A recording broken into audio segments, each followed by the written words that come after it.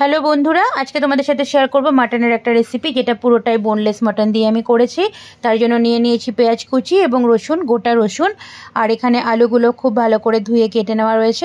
আমি কাটার পরও আরেকবার ধুয়েছি। এরপর তেল গরম করে সেখানে সাদা জিরে আমি ফোড়ন দিয়েছি। এবার আলুগুলোকে দিয়ে দিয়েছি।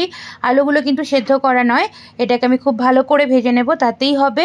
এবং এই রান্নাটা খুব ইজিয়েস্ট একটা ওয়ে, সেজন্যই তোমাদের কাছে শেয়ার করছি।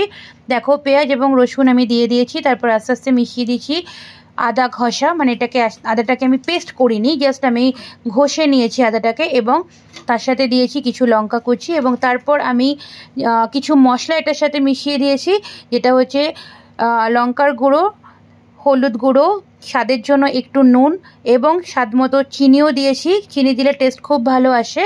এবং জিরের গুঁড়ো, ধনের গুঁড়োও রয়েছে এর মধ্যে। এরপর আমি পুরো জিনিসটাকে খুব ভালো করে কষে নিচ্ছি। এবং আমি এখানে কোনো বাইরের জল ইউজ করব না।